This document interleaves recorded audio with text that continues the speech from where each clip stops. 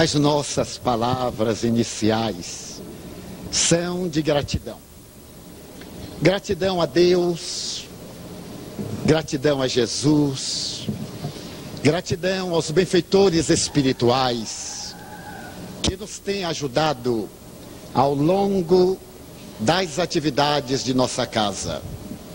Gratidão aos companheiros que desde a primeira hora acreditaram no ideal de construir uma sociedade mais justa à luz soberana da doutrina espírita. Gratidão a esses amigos que deambularam conosco e que, não obstante arrebatados pelo veículo da morte, prosseguem vivos, ajudando-nos, enriquecendo-nos de beleza e contribuindo para que os dias do porvir sejam mais belos, sejam mais felizes. Selma Lagerlöf, admirável contista sueco, dizia que não se pode agradecer. A maior dívida da humanidade é a dívida da gratidão. Por mais que se agradeça, sempre se faz um agradecimento menor do que o bem recebido. Mas nem por isso deixaremos de agradecer, de expressar o nosso reconhecimento. Esse sentimento profundo que escasseia no organismo da sociedade. Sejam, pois, as primeiras palavras da nossa casa, através da sua atual diretoria, por meu intermédio, as palavras da gratidão. Os historiadores da ciência tiveram a coragem de fazer uma panorâmica do desenvolvimento intelectual, científico-tecnológico e sintetizaram as conquistas dessas admiráveis doutrinas em 4 fatos marcantes, que, segundo eles, dividiram a história em 4 etapas. O primeiro momento foi quando Nicolau Copérnico apresentou no século XVI o seu admirável livro A Revolução dos Mundos e teve a coragem de combater o sistema geocêntrico. Aquele momento marcante de Nicolau Copérnico, acompanhado de Galileu Galilei e assessorado pelas experiências extraordinárias de Isaac Newton, concebendo a lei da gravidade, para esses historiadores da ciência, é um momento culminante, um dos maiores, do desenvolvimento intelectual e da conquista da ciência sobre as realizações humanas. O segundo momento marcante foi quando Charles Darwin, no ano de 1859 em Londres, apresentou a sua teoria do evolucionismo, sintetizada na origem dos animais, das plantas, demolindo por definitivo a conceituação mitológica ingênua da proposta bíblica, que dentro da formação mitológica dava um sentido à criação da terra, sem naturalmente abarcar o conceito universal, e que as doutrinas ortodoxas, por motivos compreensíveis da Idade Média, haviam aceitado como definitivos a respeito da criação. O terceiro momento admirável foi quando Sigmund Freud, o extraordinário psiquiatra de Viena, criando a psicanálise, estabeleceu que o ser humano é essencialmente um ser animal sexual, que é a libido que conduz a criatura humana, que lhe dá sentido, que lhe direciona os passos, arrebentando com as velhas mitologias da conceituação abastardada do sexo vilipendiado, do pecado original e da conceituação de que a criatura humana era o resultado de um jogo de azar, de dados com os quais não se brincam, consoante Einstein, a que fôramos relegados pela ortodoxia e pela intolerância ancestral.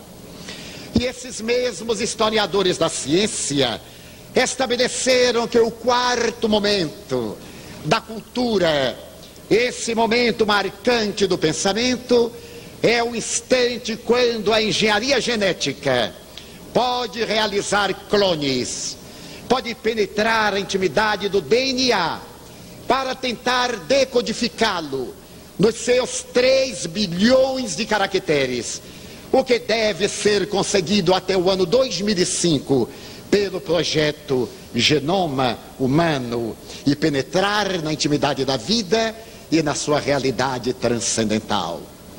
Esqueceram-se, no entanto, esses admiráveis historiadores da ciência, que no dia 18 de abril de 1857 em Paris, na Galeria d'Orléans, na livraria Danty, em Palais Royal, surgia uma era nova. Uma ciência capaz de demitizar, por definitivo, toda a historiografia ancestral a respeito da criatura humana. Uma ciência de observação que pudera penetrar na intimidade do ser e apresentar acima da conjuntura da sua composição de natureza atômica o ser espiritual, transcendental, preexistente ao corpo, sobrevivente à morte. Esse momento assinala o instante do nascimento da ciência espírita, quando Allan Kardec, entre 10 e 11 horas da manhã do referido dia, apresentava ao mundo Le Livre des Esprits, inaugurando a era do espírito imortal. Voltaremos à questão, porque a ciência prosseguiu avançando, e os historiadores da medicina, fazendo uma análise sintética dessa extraordinária doutrina de Hipócrates, de Galeno e de Aécio, estabelecem, por sua vez, que essa doutrina contribuiu para a longevidade humana, para o equilíbrio físico-psicológico do ser, mas que também ela teve 3 grandes momentos. O primeiro deles, quando surgiu a microbiologia, quando Pasteur conseguiu adentrar-se na vida microbiana e estabelecer diretrizes para combater esses organismos microscópicos que eram responsáveis pela vida e também eram responsáveis pelos processos degenerativos que conduzem à morte pela desestruturação molecular. O segundo grande momento da medicina foi exatamente aquele quando surgiram as vacinas e as propostas de natureza sanitaristas, oferecendo à criatura humana maiores e melhores possibilidades para a vida. Quando foi possível ao homem estabelecer diretrizes de segurança para poder drenar pântanos, combater aqueles agentes destrutivos e, através de uma terapia preventiva, como curadora, prolongar a existência na face da terra. O terceiro momento extraordinário foi o momento cirúrgico, particularmente das microcirurgias, quando foi possível penetrar na massa encefálica e, através dessa admirável técnica da microcirurgia, remover coágulos, remover porções cerebrais e oferecer a possibilidade de a vida se tornar mais digna, tornar-se mais bela.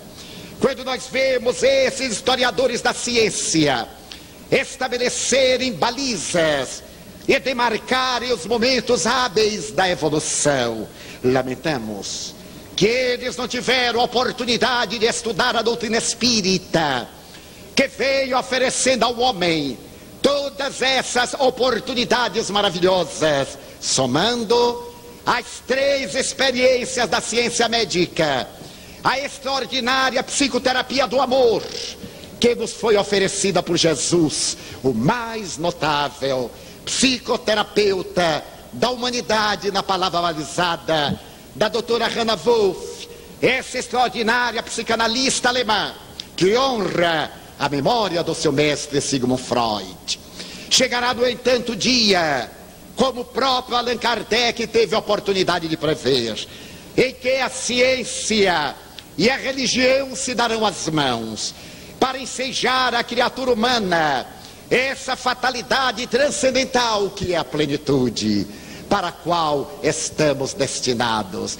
E nesse dia, ciência e religião falarão a mesma linguagem, já que o próprio Albert Einstein havia estabelecido que a ciência sem a religião, sem a fé, é capenga, na ordem direta em que a religião sem a ciência é cega. Mas na união das duas, a criatura humana pode projetar-se na direção de uma realidade transpessoal. Quando jovem, Alberto Einstein afirmou com ênfase: a ciência dá-nos os equipamentos para entender a vida, e eu posso afirmar que o universo explica o universo, e que a matéria explica a matéria. Qualquer tentativa de explicar-se o universo fora dele e a matéria fora dela é um absurdo científico. Por volta do ano de 1805, Einstein apresentou a sua primeira teoria da relatividade do tempo e do espaço e começou a considerar a realidade da vida. A harmonia do universo resultava do caos, e era exatamente o caos que estabelecia a ordem. Para que o universo vivesse, era natural que ele se nutrisse de energia. E examinando a ciência da termodinâmica e das suas várias leis, Einstein começou a conjecturar a respeito da lei da entropia, aquela que se encarrega de dizer que a vida para viver consome energia. Como consequência, chegará o momento em que a vida deperecerá por falta de energia. Examinando em profundidade esse paradigma das leis que regem o cosmos, particularmente na termodinâmica, ele começou a observar o fenômeno da fecundação, especificamente da fecundação humana, e observou que o espermatozoide, quando percorre a trompa de Falópio, conduz na sua massa um quantum de energia. Ao fecundar o óvulo, que também é portador de um quantum de energia, nasce a célula ovo. E temos aí um quanta de energia, atendendo-se à lei da termodinâmica, à lei da entropia. Seria natural que este fenômeno de vinculação, à medida em que se desenvolvesse e perdesse energia, à medida em que se multiplicasse.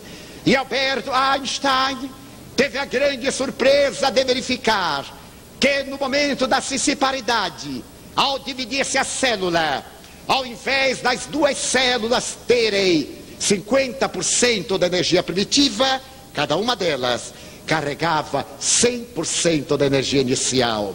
O mesmo quanta de energia ia sendo multiplicado na razão direta, em que elas se dividiam até atingirem o organismo humano adulto, 60 trilhões de células, mas todas elas com um quanta primitivo de energia. Alguma coisa estava errada. Raciocinou o grande mágico do conceito do universo. Ou a sua teoria estava equivocada, ou a lei da entropia não tinha sentido. Conjecturando demoradamente, ele teve a coragem de reformular o seu conceito e dizer que o universo não explica o universo. A matéria não explica a matéria. Posso afirmar, disse ipsis verbis, que fora do universo existe um poder pensante e um poder atuante que independe dele. Essa admirável conclusão de Einstein, em 1907, está absolutamente de acordo com a conceituação espírita.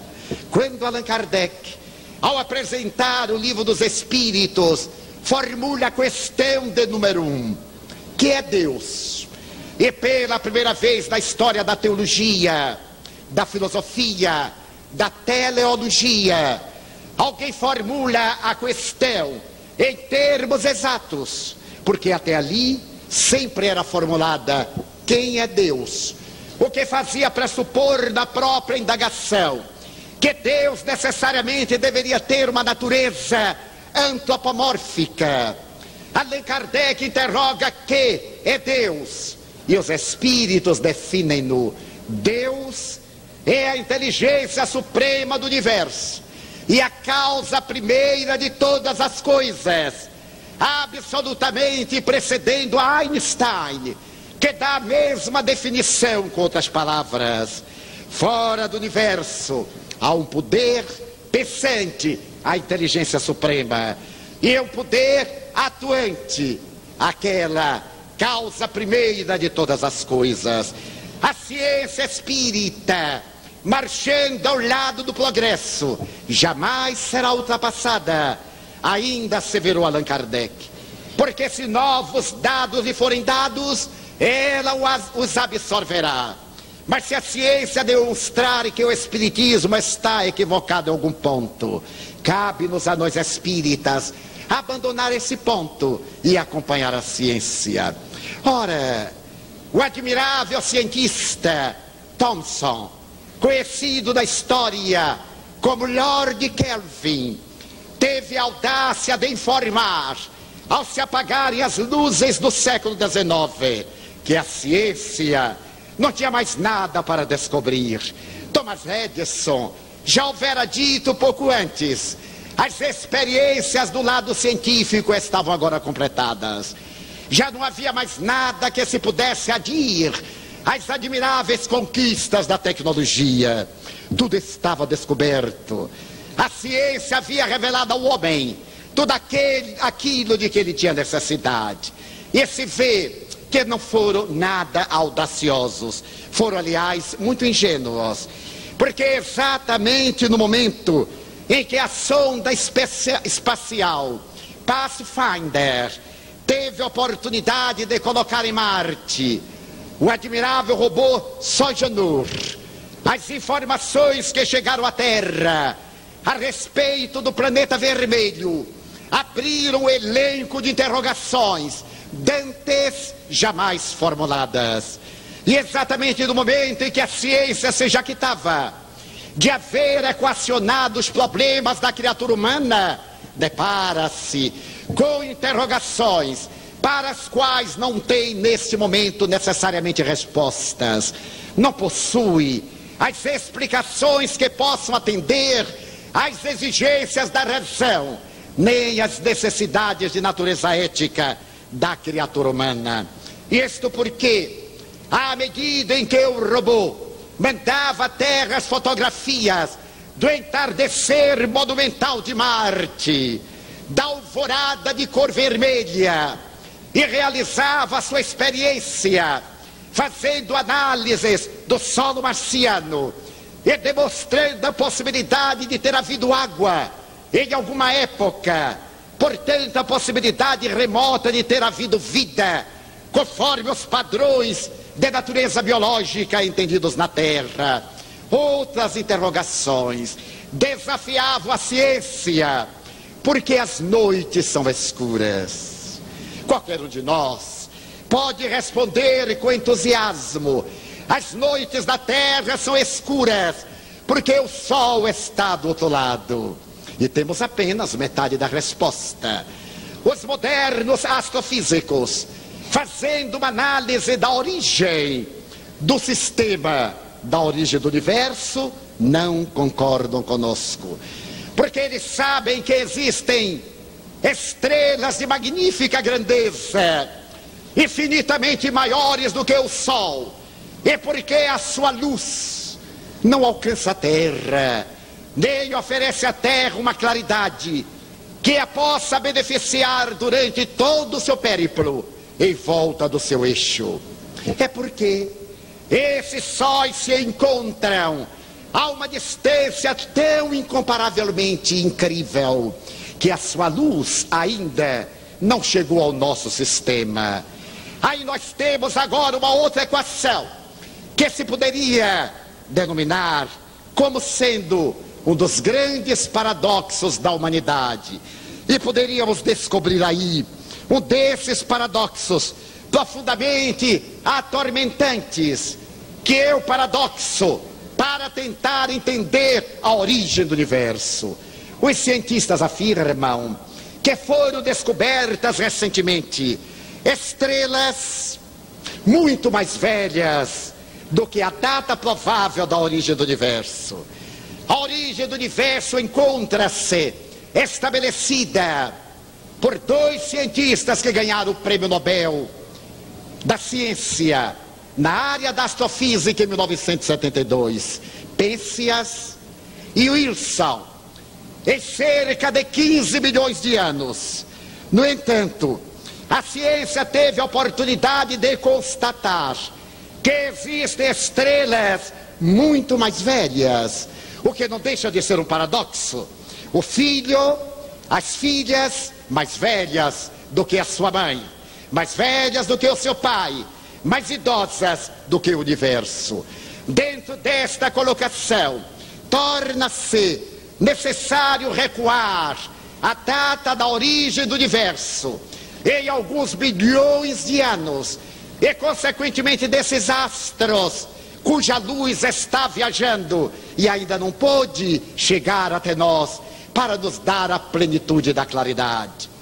Essa é uma das interrogações que muito perturba os cientistas contemporâneos. Mas também existem interrogações profundamente perturbadoras, entre outras, aquela que se deriva do paradoxo de Olbers, a realidade das manifestações negras do universo, da massa negra do universo, que afinal de contas não é negra, a origem dos buracos negros do universo, que absorvem toda a energia quando esta entra na fase da decadência. Mas os cientistas chegam a atrever-se a dizer que eles não sabem o que é eletricidade.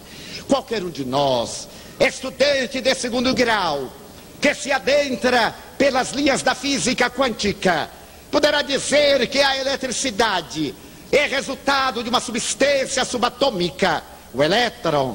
Mas esta é apenas uma parte da resposta. Por que que esse elétron, reunindo-se a outros, vai mandar a luz através de fascículos, através de ondas, em determinado momento da sua relatividade, apresenta-se como matéria e, em outro momento, apresenta-se como energia? As interrogações fazem-se ainda mais audaciosas. Por que existe o universo? Que existia antes do universo? Os mais ousados pensam que antes do universo, no grande vácuo, havia elementos antagônicos que se anulavam, perpetuamente se anulavam, até o dia em que surgiu um elemento estranho que predominou, e esse elemento desencadeou as partículas que se aglutinaram e produziram o grande ou Big Bang, dando origem ao crescimento do universo, ao seu surgimento, à sua dilatação, deste universo que ainda se encontra em expansão. Mas há outras interrogações mais fascinantes, que existia antes do universo, e outras, como atender à saúde. Sabemos que a vida é resultado do DNA. Como pode um DNA que tem esses bilhões de propriedades organizar o cérebro humano?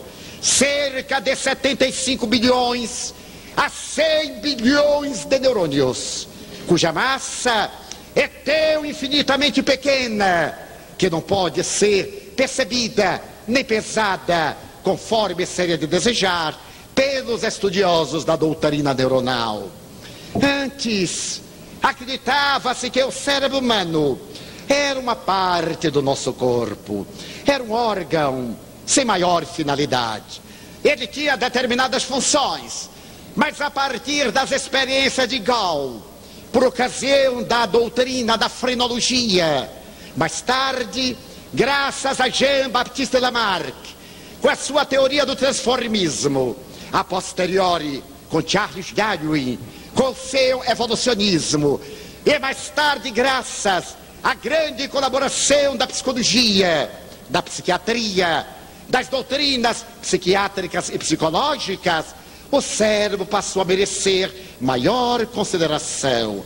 A fisioneurologia veio demonstrar até 1940 que o cérebro humano pesava aproximadamente 1.300 gramas, mas que nessa caixa encefálica deveria existir aproximadamente 2 bilhões de neurônios com funções especiais não definidas. A partir de 1950, essa estimativa subiu para 10 bilhões. E a partir dos microscópios eletrônicos, em 1970, para cerca de 50 bilhões. Mas nesse momento se pôde descobrir que os neurônios não eram células mortas, ou células sem atividade especial. Essas células produziam substâncias específicas, hormônios, entre aspas, endorfinas, enzimas e tantas outras, que foram classificadas em 36 espécies diferenciadas para manterem a vida. Graças a isso, chegaram os neurofisiologistas à conclusão de que o cérebro é uma glândula, a maior glândula de secreção endócrina do corpo humano. E então esse cérebro, para funcionar, exige naturalmente nas suas sinapses reações de natureza eletroquímica. Mas agora se pergunta como é que pode a memória funcionar. Qual é o mecanismo para que a memória possa armazenar dados e em determinado momento o perfume leva-nos a evocar certa emoção. Uma música ao longe conduz-nos a momento especial que nos assinalou a vida. Uma palavra, por associação de ideia, liberta ideias e mensagens que estão armazenadas. Ou simplesmente nos queremos lembrar de uma palavra, o escritor vai colocar uma palavra e existem 100 milhões de reações cerebrais para dar a palavra que ele realmente necessita, diz o Dr. Norman na sua bela obra Cura-te pela Cabeça, dizendo que o cérebro, esse extraordinário computador, é talvez o engenho mais delicado que a mente humana jamais pôde observar. Mas os cientistas perguntam, é o cérebro que produz o pensamento? Ou é o pensamento que produz o cérebro? Que será o pensamento? Será o resultado de uma substância química? Será que o pensamento pode viver sem o cérebro? E o cérebro poderá viver sem o agente do pensamento?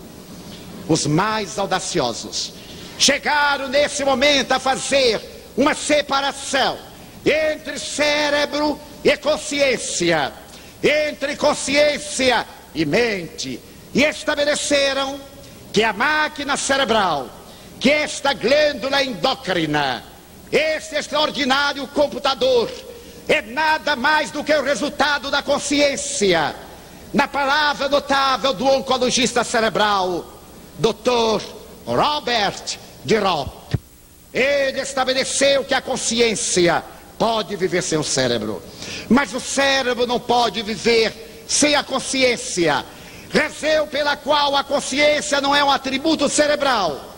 A consciência é um atributo transpessoal, é atributo do espírito, que emite a onda mental que o cérebro decodifica em pensamento e verbaliza, exterioriza do campo da arte, da ciência, da emoção, da poesia, da beleza, dando sentido à vida.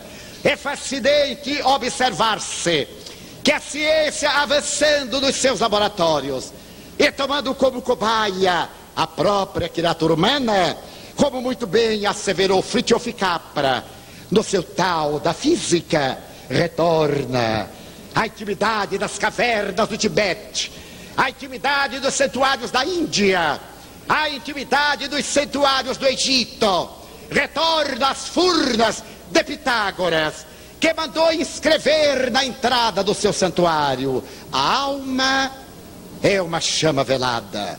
Quando lhe colocamos os santos olhos do amor, ela expande-se, enriquece-se. E quando deixemos de oferecer-lhe esse combustível, ela se entibia, fenece, desaparece. Já Pitágoras, na sua concepção geométrico-filosófica da humanidade, havia percebido a realidade da alma, como Rishi, o hierofante do Egito, ou o guru da Índia, das altas montanhas do Himalaia, do silêncio dos picos, imensamente altos do Tibete, comungando com Deus. Afirma Fritjof Capra: aquilo que a ciência e a tecnologia demoraram 6.500 anos para encontrar, os magos, os sábios, os místicos do Oriente lograram através do mergulho interior. Eles tiveram a ousadia de emergir, e como a ciência emergiu em uma longa viagem para fora, gastou muito tempo, porque a sabedoria repousa na intimidade da vida, no elemento espiritual que de Deus vem e tem a potencialidade divina. A doutrina espírita, por sua vez, através do eminente Allan Kardec, já afirma a mesma coisa, quando ele interroga na questão 621 do Livro dos Espíritos, onde está escrita a lei de Deus, e as entidades que administram o cosmo estabeleceram na consciência. E é necessário que observemos que a consciência do século XIX era o conhecimento. Foi a partir de Carl Gustav Jung e dos modernos psicanalistas que a consciência passou a ser esse atributo que se concretiza no instante em que o ego toma conhecimento dos seus conteúdos psíquicos. Naquele momento em que a criatura harmoniza o discernimento com a capacidade de saber. Na hora em que nós sabemos o que devemos e podemos fazer. Na hora em que nós distinguimos o que podemos e devemos fazer. Esse instante de insight, de definição, que tipifica a consciência, que não é um atributo do cérebro, mas que por ele se manifesta. A consciência, portanto, na palavra de Robert de Robb, na palavra dos grandes pensadores da psicologia transpessoal, é também o eu superior, o eu profundo, o self, o espírito imortal, que rasga a carapaça da intolerância e então emerge do abismo ao qual ele foi atirado, para dizer que nós somos espírito, que temos uma fatalidade. A nossa fatalidade é luz, porque nós somos lucigênitos, somos da luz gerados, e que a nossa viagem, ao invés de ser para fora, na busca da tecnologia, do conforto, da comodidade, do bem-estar transitório, deve ser principalmente a viagem para dentro, para encontrar os tesouros inapreciáveis da plenitude, da paz, esses tesouros extraordinários que são colocados acima dos demais valores transitórios, sem que com isso abandonemos a busca do mundo real, porque o progresso desapareceria se não apoiássemos a ciência, se não colaborássemos com a tecnologia, se não nos fizéssemos homens e mulheres atuantes da nova ordem da sociedade, que é o progresso, que é a promoção, a dignificação da criatura humana. Neste momento tão grave, quando a ciência atinge o paradoxo de Hilbert, na hora em que os astrofísicos interrogam os céus e levam as suas ansiedades, aguardando as respostas divinas, o Espiritismo dá-nos, através da mediunidade dignificada com Jesus, as respostas do ser imortal, do ser eterno. Nos enseja a visão otimista que elimina a resignação, que aceita tudo, parasitariamente dados à resignação dinâmica. Insucesso, dificuldade, desafio, são ensejos que a vida nos oferece para lutar. Os metais se fazem preciosos depois que experimentam a fornalha e decantam na forja para poderem servir de utilidade para a humanidade. O carvão bruto, que dormiu bilhões de anos, é arrancado das entranhas da terra para receber a lapidação, para passar pelo burilo e na condição de diamante ensejar o brilho das estrelas. A criatura humana está na forja da vida. A doutrina espírita não veio para resolver problemas materiais, não tem por meta dar emprego, dar sorte no amor, remendar os corpos. A doutrina espírita veio dar saúde moral, veio dar saúde espiritual, através da qual surgirão consequências. Se a saúde é superior na transformação moral do indivíduo, claro que a sua colheita será de bênçãos, porque o Espiritismo, como ciência e filosofia, nos ensina: somos o resultado do que fizemos, mas nós seremos o efeito do que fizermos. Nosso dia não é ontem, nosso dia não é amanhã, nosso dia chama-se agora. Alta de Souza escreveu com mestria: agora eis que fulgura o teu momento de ajudar. Transforma a tua emoção na arte de dar e segue, alma irmã e companheira. Este é o nosso momento. E este momento extraordinário tem um sentido profundo, um significado psicológico, porque nos diz que a felicidade é possível se nós porfiarmos e não tivermos inveja daqueles que, aparentemente felizes, banqueteiam-se nas grandes noites transitórias da ilusão, embriagam-se no licor apetitoso das ilusões, ou encharcam-se do vinho capitoso, mas também envenenado das paixões sórdidas. O Espiritismo nos vem falar de beleza, dando-nos essa empatia para lutar. E os espíritos amigos, esses seres angélicos que nos ajudam, que nos inspiram, vêm demonstrar-nos que a Terra é uma escola, não é o nosso porto final, é uma estação pela qual transita o veículo da vida, levando-nos de um ponto a outro, particularmente aquele que será o ponto final da nossa grande jornada. Roberto Chiniachik, o admirável psicólogo paulista, sensei, tem ocasião de dizer que a vida física pode ser comparada a uma viagem de trem. Alguém pega o trem na estação A, era criança, e encontra alguns passageiros.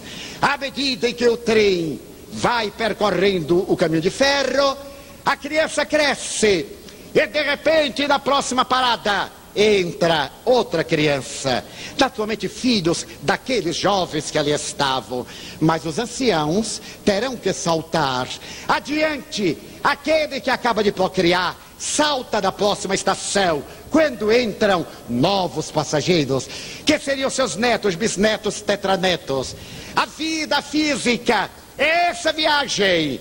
Mas então nos diz Roberto Chiniachik, é necessário dar dessa viagem carícias, carícias, ternura, não dar carícias de plástico, essas flores belas de plástico, que por mais belas são flores de plásticos, jamais iguais. A bonina do campo, a margarida do chão, uma modesta violeta, a sombra de uma árvore que dá gargalhadas de perfume que o vento carreia e leva à distância. É necessário que a nossa vida tenha sentido. A realidade corporal é feita de experiências para a evolução. E esses números tutelares que há 50 anos nos ciciaram os ouvidos, é necessário aglutinar-se, convidar pessoas para realizar uma viagem na direção da eternidade, através de um caminho de redenção, por cuja jornada redimir-se-ão os senhores das suas faltas pregressas e construirão um futuro de bênçãos. Foi no dia 5 de setembro de 1947 que na veneranda sede da União Espírita Baiana, ao Cruzeiro de São Francisco, fomos ouvir um jovem orador. Ele era muito jovem então, estava com 31 anos, era de pequena estatura, ergueu-se e proferiu uma conferência evangélica. Era domingo, 10 da manhã. A sua palavra trazia o sol da esperança. Jovens, Nilson e eu, que continuamos, ouvimos-lo fascinados. E quando ele desceu da tribuna, acerquei-me timidamente e disse-lhe: eu sou médium e vejo os espíritos. Ainda me recordo da frase: eu vejo os mortos. Ele ergueu o sobrolho e disse: mortos somos nós. Você deve ver os vivos que estão noutra esfera. Eu digo: se morto vivo ou vivo morto, não sei. Eu sei que eu vejo quem já morreu. Ele me deu um abraço e me disse: você é tão ingênuo que é estúpido ou sábio. Eu opto pela segunda condição. O que é que você viu? Eu disse: quando o Senhor começou a falar, eu vi acercar-se-lhe e defini o ser que eu havia visto. Ele sorriu e tinha um pequeno cacuete labial. Mordeu o lábio, pôs a mão no meu ombro e disse-me: você realmente vê os espíritos. O que é que ele lhe disse? Ele me disse e transmiti-lhe a mensagem. Eu tremia como varas verdes. Eu era magro, era frágil. A mediunidade engordou-me, porque médium bom engorda, médium magro é vampirizado. Então eu respondi-lhe o que o Espírito me havia dito. E ele então me olhou demoradamente e me disse: meu nome é José da Costa Freitas. Eu trabalho para a revista A Noite Ilustrada. E tenho como slogan: durante o dia eu trabalho para a noite, e durante a noite eu trabalho para o grande dia. E eu achei aquilo tão maravilhoso e disse: mas que imagem fantástica. Ele disse: muito bem, e o senhor nos poderia ajudar? Porque nós estamos nisso, mas não sabemos o que era. Nós temos os amigos, a doutora Eulina, naquela época jovem, estudante de odontologia, Eulina, Eunice e Otaviano, o trio Regina, Sabonete, Talco e Colônia. Também eu, a família Sarroris, éramos aquelas alminhas fantasticamente ignorantes. Ia para a residência de Eulina e ali eu ficava conversando com os espíritos. Eles desfilavam pela minha tela mental, traziam notícias de familiares seus desencarnados que nem ela havia conhecido, menos eu. Nós vivíamos aquele romance maravilhoso que um dia hei de transmitir, meus amigos, os espíritos que me acompanham desde os 4 anos, que nos tornaram os benfeitores, os condutores, realmente os amigos irmãos. E então eu disse: nós somos um grupinho de pessoas muito simples, mas nós sentimos a necessidade de nos reunir em um grupo. Os espíritos me dizem: Divaldo, crie uma instituição, vá hoje à União Espírita Baiana, que alguém lhe vai ajudar. Eu acho que é o Senhor. Ele disse: serei eu. E o que é que você quer de mim? Eu disse: que me ajude. E qual é a ajuda? Que funde um centro conosco. E para quando? Eu disse: o Brasil se emancipou politicamente de Portugal no dia 7 de setembro, dentro de 48 horas. Nós desejamos emancipar-nos da ignorância medieval, da ortodoxia, no dia em que a pátria libertou-se da opressão política. Ele disse: gostei, você vai dar para orador político, que deve ser orador da Revolução Francesa. Eu nem era orador, nem era da Revolução, eu era só de Feira de Santana. Ele disse: e que mais? Aonde você vai almoçar? Eles vão almoçar lá em casa. Então eu vou com você. Eu achei que ele era carioca demais para o meu gosto. E comecei a imaginar o rosto de minha mãe, trazendo uma visita, sem avisar. Foi aí que eu tive uma ideia, iluminada como todas as ideias. Eu disse, bem, eu vou levar na casa de Eunice Sarroris, que é muito melhor levar a visita na casa dos outros do que na nossa. E claro, levei-a. Eunice recebeu José da Costa Freitas com carinho e ofereceu-nos um maravilhoso repasto. Um dos seus irmãos, Ederlindo, ainda encarnado quanto Eunice, estava à mesa. Ele era à época presidente do IAPI, que era o Instituto de Previdência e Assistência dos Industriários, o melhor dos institutos. Hoje, sintonizado em 4 letrinhas, muito amadas pelos brasileiros, INPS. Então ele era o homem mais rico do nosso grupo. Estávamos à mesa cerimoniosos com este homem quase do estrangeiro, do Rio de Janeiro, e Eunice colocou uma frigideira baiana. Claro que nos aguçou o paladar, porque espírita tem fome ancestral. E então, quando a gente viu, foi aquela felicidade. Ederlindo, muito sério, pegou de uma faca e levantou um pouco a parte de ovo coberta e gratinada e disse muito sério, eu te conheço. Anteontem tu eras um lagarto, ontem à noite tu foste um lombo e hoje tu estás mascarado de frigideira, mas eu te conheço. Ficamos mortos de vergonha, mas Costa Freitas adorou. Assim nasceu o nosso centro. Naquele dia 5 de setembro comecemos a discutir e qual do estatuto a veneranda casa de Petitinga não daria. No dia seguinte fomos buscá-lo e adaptemo-lo. E no dia 7 de setembro, às 10 horas da manhã, sob a égide da veneranda Joana de Ângeles, nós inauguramos esta casa. 50 anos passamos nós no relógio do tempo. E esta abençoada seara, segundo estatísticas do Dr. Washington Luiz Nogueira Fernandes, já recebeu mais de 50 mil crianças que aqui chegaram desde os primeiros dias, quando a nossa escola funcionava sob os galhos largos de uma mangueira no fundo do quintal de Dona Etelvina, Dona Sinhazinha e Dona Francisca, aqui também presentes conosco. Ainda ouço a voz de Dona Chiquinha declamando: bom dia, minha querida vizinha.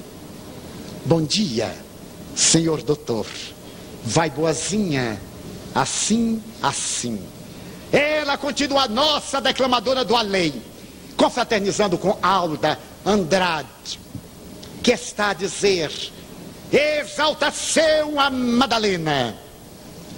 Mas também aqui estão conosco o querido Antônio Sampaio, os amigos Arnaldo Figueiredo, Otília Gonçalves, Olindina Suzar, Antônio Torinho, Leonor Ribas, companheiros da primeira hora, Otaviano Dória de Andrade, José Leocádio Pereira, Marieta Pereira, os nossos queridos irmãos da primeira hora, que começaram a chegar à nossa casa 1 minuto depois da meia-noite de ontem, neste cinquentenário, que os bons espíritos dilataram em um anfiteatro grego para 5 mil pessoas.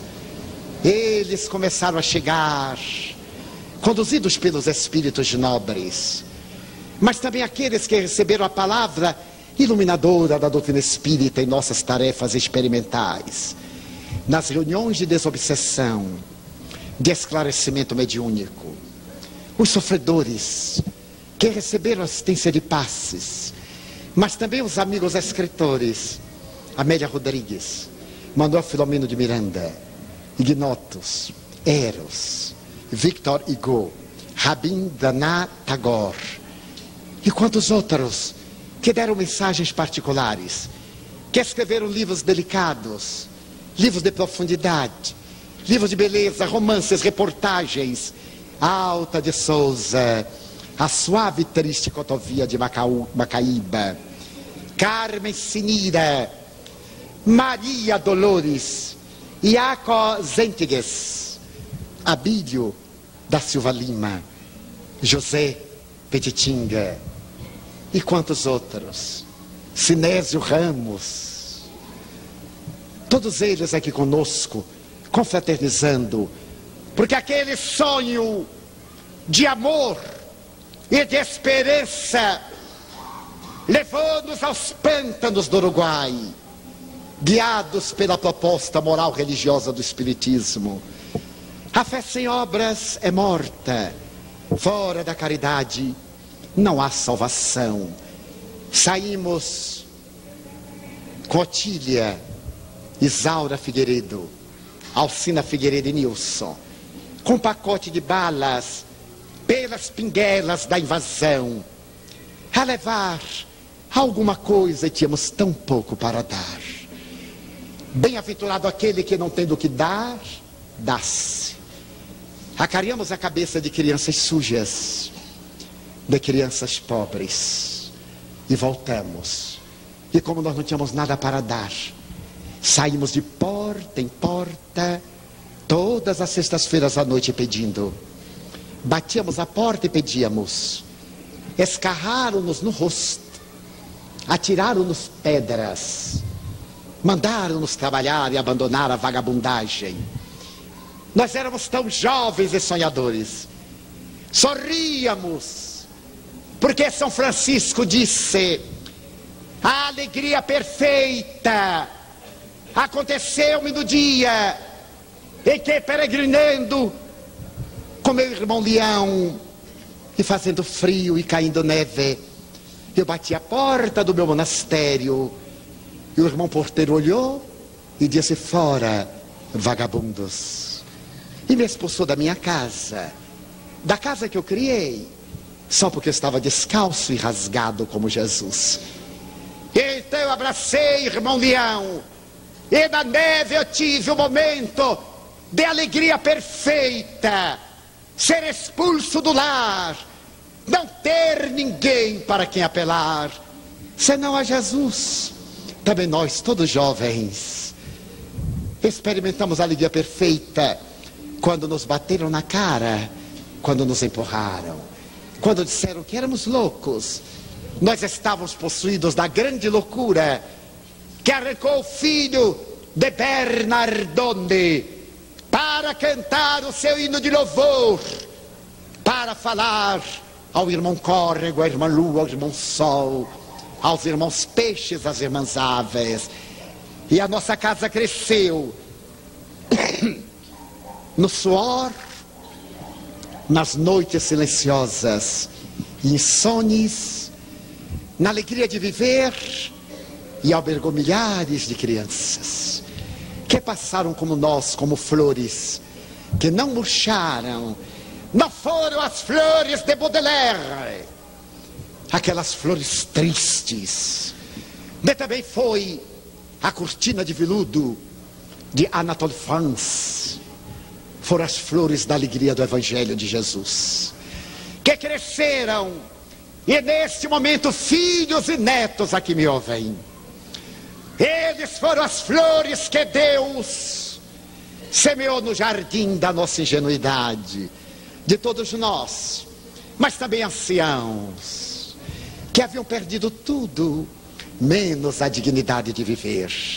Eu me lembro de Friedrich Nietzsche, o terrível pensador pessimista alemão. Louco é aquele que perdeu tudo, menos a razão e o direito de viver. Parafraseando, nós recolhemos os filhos da noite do vendaval, os amargurados na casa de Jesus, em uma pequena construção na invasão que uma alta maré carregou. Construímos na caravana Alta de Souza, retiremos-los da sarjeta abracemo-los como nossos irmãos da cruz, nossos irmãos do Gólgota, e continuamos a abraçá-los até hoje. Eles são a nossa lição de vida. Ontem víamos na caravana uma jovem tuberculosa, aidética, com um problema terrível na área da glicose, diabética, e pintada, sorrindo, agradecendo a Deus a migalha de amor que a caravana lhe endereçava. Entereceu as nossas lições vivas, o nosso estímulo. Como agradecer a Deus neste momento, pelos 50 anos que nós atravessamos no tranquilo relógio do tempo sempre hoje. Daí o nosso momento é de gratidão. E gostaríamos de evocar Jesus, de dizer que a sua foi também uma vida especial. Ele não teve nada na terra. Evani Medina canta. A roupa que ele vestia não era sua, era de sua mãe, que a fez na roca. As sandálias que ele calçava não eram suas, havia sido presente de Timóteo. O jumento que ele cavalgou para entrar em Jerusalém não era seu, pegaram-no a pastar ali. Os tecidos que jogaram no chão, os véus e os tapetes, não foi ele quem pisou, foi a animalia que pisou, mas seus foram a traição de Judas, a negação de Pedro, a noite de flagício, o suor de sangue, a solidão, a coroa de espinhos, o cetro ridículo de Senhor do mundo, o manto de púrpura que dele fazia mais um palhaço do que um rei. Dele foi a cruz, mas quando ele estendeu os braços nas duas traves toscas que lhe penetraram fragmentos das carnes quando o corpo derreou, e ele deu um grito na tarde que se vestiu de sombras, dele foram a amargura que lhe infligimos, a ingratidão que lhe demos, e até hoje a ingratidão que lhe oferecemos. Por isso queremos dizer-lhe, Senhor, nesta noite de emoções, feita de carinho, de festa, é muito pouco dizer-lhe obrigado, Jesus. É muito pouco agradecer-lhe, porque não há como carregar a dívida da gratidão, já que ela é a pesada quenga da vida que deveremos arrastar pelo longo do nosso existir.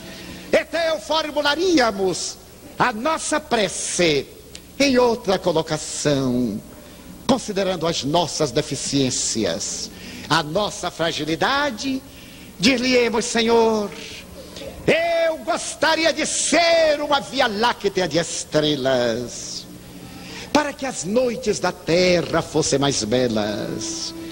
Mas na minha pequenez, eu te digo desta vez, se eu não puder ser uma Via Láctea, deixa-me ser um pirilampo na noite escura, derramando claridade na amargura de quem anda na escuridão. Eu gostaria de ser a chuva generosa que tombasse sobre a terra porosa e reverdecesse o chão. Mas se eu não conseguir, eu te quero pedir para ser um copo com água fria, atendendo à sede, à agonia de alguém na desesperação. Senhor, eu gostaria de ser o pomar de frutos sazonados e maduros para atender a fome do mundo, a sua dor, a sua necessidade. Mas quem sou na impossibilidade de conseguir? Eu te quero pedir, Senhor, eu gostaria de ser a montanha altaneira, de onde se pudesse ver a terra inteira. Mas como nunca hei de lograr, deixa-me ser a pedra solitária que pavimente o chão por onde transitarão os pés dos heróis na busca da amplidão. Senhor, eu gostaria de ser a escada que leve o herói ao seu final. Mas se eu não conseguir, eu te quero pedir para ser-lhe o primeiro degrau. Eu gostaria, Senhor, de ser um trigal maduro para atender a fome da humanidade. Mas na minha existência de precariedade, se eu não puder ser um trigal, deixa-me ser um grão para atender a fome da humanidade na dádiva do pão.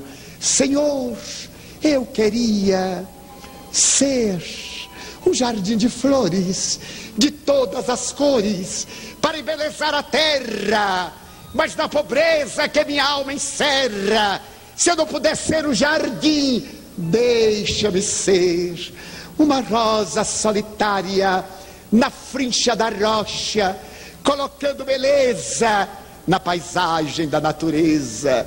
Eu queria, Senhor, ser alguém no caminho, para quando alguém se acercasse de mim, ele pudesse dizer: olá, meu irmão, dá-me tua mão. E se ele me perguntar quem és tu, eu lhe possa dizer: sou teu amigo, irei contigo, dá-me tua mão. Eu gostaria, Senhor, de ser poeta, orador, esteta, musicista, artista, para falar-te de beleza, para cantar-te a grandeza. Mas como me faltam o estro, a magia, a harmonia, e nada sou, deixa-me dizer-te, sou teu amigo. Muito obrigado, Senhor, porque nasci, porque creio em ti, pelo teu amor, nosso hino de louvor. Muito obrigado, Senhor.